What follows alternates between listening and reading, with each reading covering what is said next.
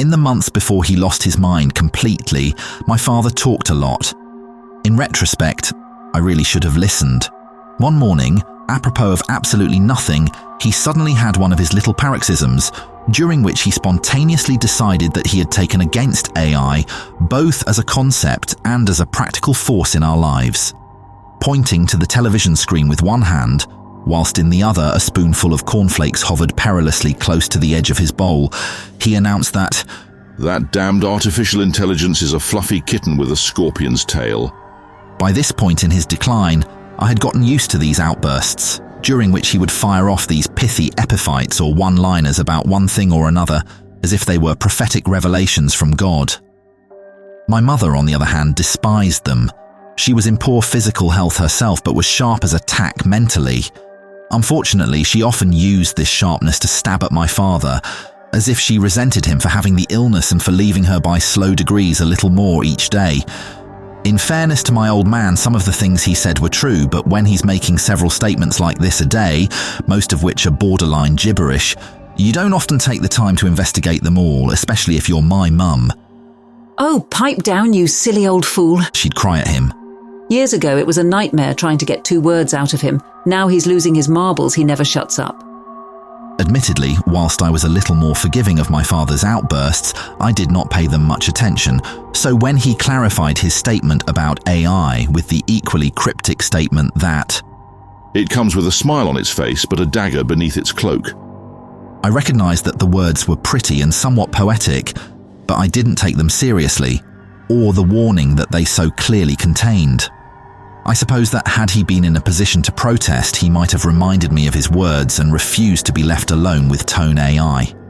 As it turned out though, even in his diminished state, I think he realised that leaving him alone with that thing was the only option available, and that in the circumstance being alone with that thing was still preferable to simply being alone. ToneAI, pronounced ToneAI with an infinitely irritating emphasis on the E sound, arrived in our home around a year after my father made his animal-based analogy about AI. At the time, my mother thought it was wonderful. The technology had been shared with us as part of a wider trial on the understanding that we would feed back on my father's progress and give periodic reviews of how the AI was helping or not with his condition. Despite the fact that he had lived with my mother in the same house for almost 40 years, her weakened physical state meant that she couldn't always follow him around the house when he decided to get up on one of his little unguided wanders. Not to mention the fact that her frequent hospital appointments and requirement to get out and about, prescribed allegedly by her doctor but mostly by her busybody friends, meant that often either she would not be in the house at all or they would not be in the same room. Often Dad would plonk himself down somewhere and then absent-mindedly spend the next few hours sitting there alone in silence. Many times I came to the house to find him sitting at the dining room table or upstairs at his desk in the dark. When I asked how long he'd been there, he couldn't tell me, but I suspected it was hours. Time and again I told my mother to make sure she stayed with him, that he needed stimulation and company, and that it was actually dangerous for him to be left by himself, but she wouldn't listen. "Don't I need stimulation too?" she'd bark. "If I stay sat opposite your dad all night listening to him repeat himself over and over, I'll go dotty myself. I need to take breaks. He's fine there on his own. He always liked his own company." There really was no telling her. So ToneAI was introduced as a solution. The AI, we were told, was designed to combat exactly the problem we were experiencing.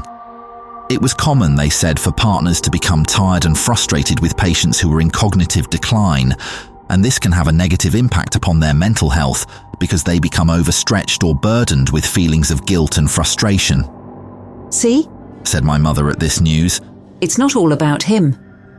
I need looking after too, you know. Talking to him now. You might as well talk to the wall." ToneAI looked to me like one of those Roomba hoovering things that automatically vacuums the place, with a mobile phone stuck to the top. It was on wheels and being linked to a sensor on Dad's wrist was programmed to follow him around the bungalow.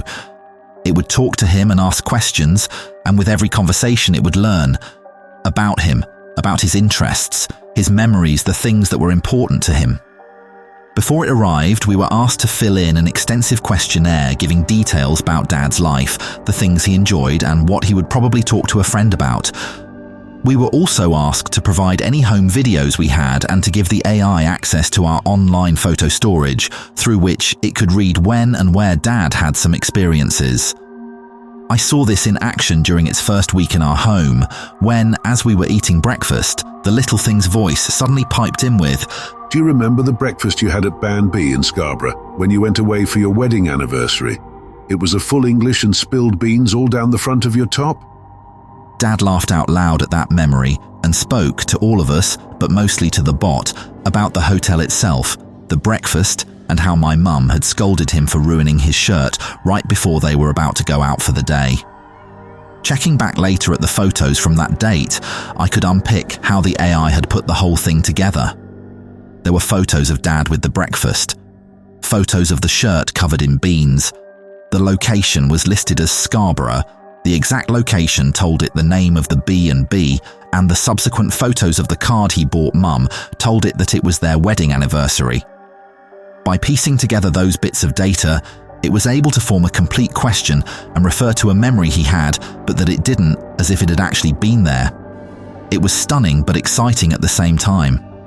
Unfortunately, Mum thought so too. For about the first 5 weeks, the ToneAI followed my dad around, conversing with him and asking questions, and he seemed happy as Larry reminisced about it. One day, though, I walked into the living room and found Dad sitting at the table opposite the ugliest mannequin you have ever seen in your life. I looked first at the dummy and then at Dad and knew immediately that this was Mum's doing. "What the hell is that?" I asked, indignant. It's ToneAI. She said, brushing off the question as if nothing significant had changed. "What do you mean it's ToneAI?" I said, only for the bot to answer from inside the hollow fiberglass body. It's better like this. Mum said. It was creepy watching your dad talking to a bloody hairdryer. Now at least it looks like a person. I glanced again at the mannequin propped up on the dining room chair. On closer inspection, 2 things became clear. Firstly, someone, presumably Mum, had been forced to break the head open in order to insert the AI technology, and had then glued it haphazardly back together again, meaning that the foreheads of the thing were dented and cracked, whilst the eyes were entirely missing, instead showing just 2 empty hollows. Secondly, rather than being a full mannequin, the thing was actually just the torso and head. No arms, no legs, and nothing below the waist. "It's not even a full dummy," I protested.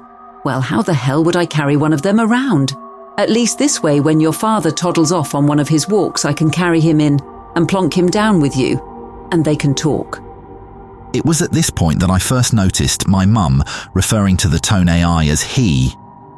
I protested, said I was against the whole idea, and the mannequin thing was too creepy to go ahead with, but Mum insisted. Not only that, but she got one of the representatives from the company to say that it wasn't a bad idea, because it might encourage more natural interactions.